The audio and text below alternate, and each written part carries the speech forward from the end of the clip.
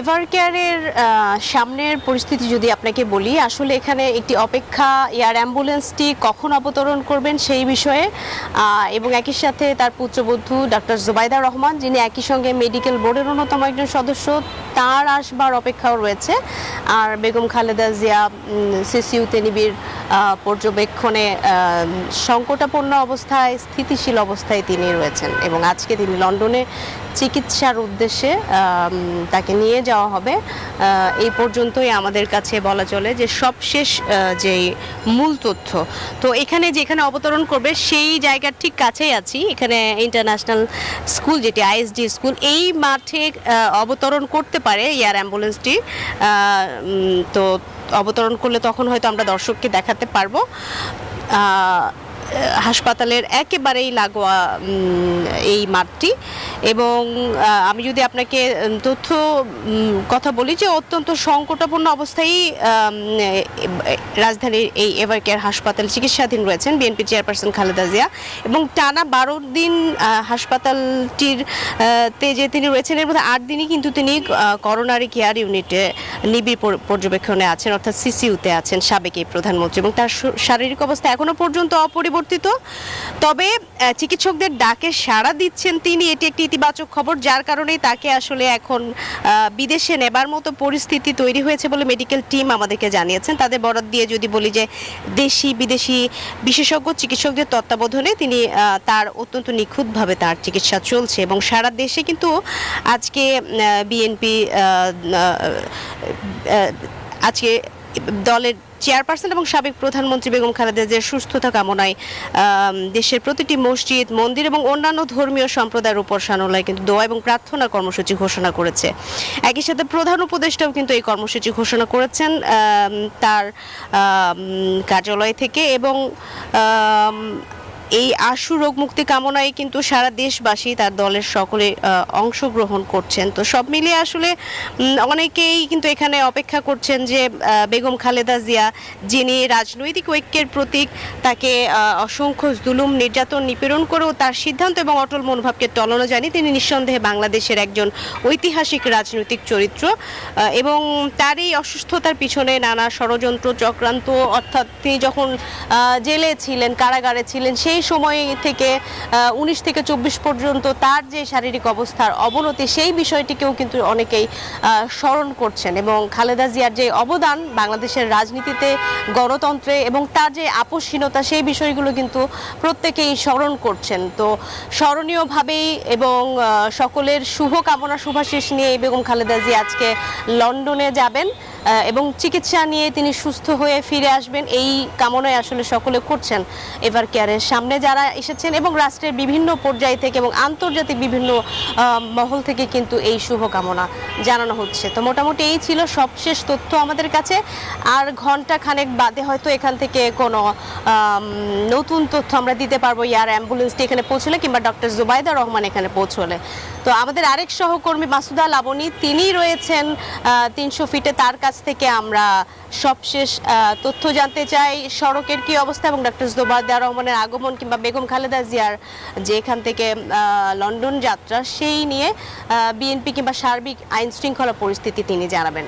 লাবণী।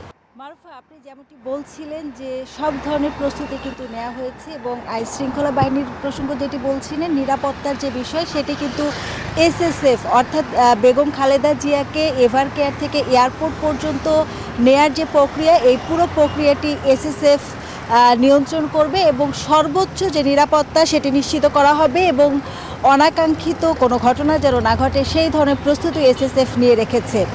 আরেকটি তথ্য আপনাকে জানিয়ে রাখি, এয়ার অ্যাম্বুলেন্সটি কিন্তু এভারকেয়ারের আশেপাশে কোথাও আসবে না। এটি একটি আন্তর্জাতিক ফ্লাইট মেনটেন করে হজরত শাহজালাল আন্তর্জাতিক বিমানবন্দরে অবতরণ করবে, এবং আমরা সিভিল এভিয়েশনের একাধিক কর্মকর্তার সাথে যোগাযোগ করেছি। তারা যেটি বলেছেন, এখনও পর্যন্ত কাতার থেকে যে এয়ারবাস অর্থাৎ A319 যে এয়ারবাসটি আসার কথা রয়েছে সেটি এখনও পর্যন্ত যে ফ্লাইট শিডিউল অর্থাৎ স্লট চাইতে হয় সেই স্লটটি চেয়ে এখনও পর্যন্ত সিভিল এভিয়েশনের কাছে কোনো ধরনের আবেদন করেনি। তবে তারা যদি আবেদন করে সেটি যেন সাথে সাথে অ্যাপ্রুভ করে আসবার যে প্রক্রিয়া, সেই প্রক্রিয়ার জন্য যে কার্যক্রমগুলো হাতে নিতে হবে সেই কার্যক্রমটি নেয়ার প্রস্তুতি তাদের আছে। অর্থাৎ ভিআইপিভাবে এটি হবে এবং জরুরি ভিত্তিতে হবে। সেক্ষেত্রে এয়ার অ্যাম্বুলেন্সটি রওনা দিলে 4 থেকে 5 ঘন্টার মধ্যে চলে আসবে বলে আমরা জানি, এবং এটি যেহেতু খুবই দ্রুতগামী এয়ার অ্যাম্বুলেন্স। তো মারুফা, আমাদের আরেকজন সহকর্মী আছেন নাইমাল জিকো, তার কাছে যাব। জিকো, আপনি তো সার্বক্ষণিক এয়ার বাসটি কখন আসবে পর্যবেক্ষণ করছেন এবং খবরাখবর রাখছেন। আপনার কাছে কোনো তথ্য আছে কিনা কখন নাগাদ পৌঁছাবে এয়ার অ্যাম্বুলেন্সটি? লাবণী, আপনাকে ধন্যবাদ। যেমনটি বলছিলেন, আসলে এখন পর্যন্ত কিন্তু কাতারের যেই রয়্যাল এয়ার অ্যাম্বুলেন্সটি আসার কথা ছিল সেটি এখন পর্যন্ত শাহজালাল আন্তর্জাতিক বিমানবন্দরে এসে অবতরণ করেনি। একটু যদি আমি দেখাতে চাই যে আমার পেছন থেকে পুরো শাহজালাল আন্তর্জাতিক বিমানবন্দরটি আসলে দেখা যায়, এবং আসার সাথে সাথে কিন্তু আমরা সরাসরি দর্শকদেরও দেখাতে পারবো যে এয়ার অ্যাম্বুলেন্সটি বাংলাদেশের মাটিতে শাহজালাল আন্তর্জাতিক বিমানবন্দরে এসে অবতরণ করেছে কিনা সেই বিষয়টি সরাসরি দেখাতে পারবো। এবং যেটি বলছিলাম, আসলে এই যেই এয়ার অ্যাম্বুলেন্সটি কাতার থেকে আসছে সেই এয়ার অ্যাম্বুলেন্সে করেই কিন্তু বেগম জিয়াকে উন্নত চিকিৎসার জন্য লন্ডনে নিয়ে যাওয়া হবে। যেমনটি জানেন যে দীর্ঘদিন অর্থাৎ 17 বছরের ধরে কিন্তু তিনি নানা ধরনের নির্যাতন, সন্তানকে হারিয়েছেন, নানা ধরনের মামলায় তাকে জর্জরিত করা হয়েছে, রাজনৈতিকভাবে হেনস্থা করার পরিকল্পনা করা হয়েছে। সব কিছু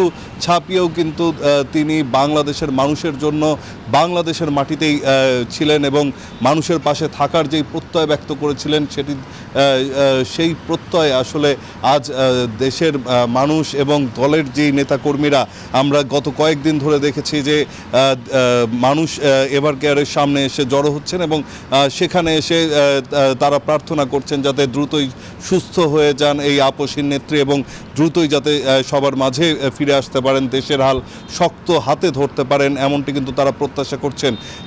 গতকাল বিকাল নাগাদ এই ঘোষণাটি কিন্তু আছে যে যেই মেডিকেল বিশেষজ্ঞ টিমটি গঠন করা হয়েছে তাদের সমস্ত পরামর্শ মোতাবেক তাকে গতকাল রাতেই আসলে বা আজ ভোরের দিকে নিয়ে যাওয়ার একটি পরিকল্পনা ছিল। যদিও এয়ার যে অ্যাম্বুলেন্সটি আসার কথা সেটিতে কিছু যান্ত্রিক ত্রুটি দেখা যাওয়ার কারণে এয়ার অ্যাম্বুলেন্সটি আসতে একটু সময় লাগছে এবং সেটি হয়তো বা কিছুক্ষণের মধ্যেই এসে পৌঁছবে এবং তারপরে কিন্তু ওনাকে এখান থেকে নিয়ে যাওয়া হবে। যেমনটি আমার সহকর্মী মাসুদা লাবণী বলছিল যে এখন পর্যন্ত কিন্তু যেই ল্যান্ডিংয়ের যে অনুমতি সেই অনুমতির বিষয়ে সেই রয়্যাল এয়ার অ্যাম্বুলেন্স থেকে কোনো ধরনের কোনো তথ্য এখন পর্যন্ত পায়নি শাহজালাল আন্তর্জাতিক বিমানবন্দর কর্তৃপক্ষ।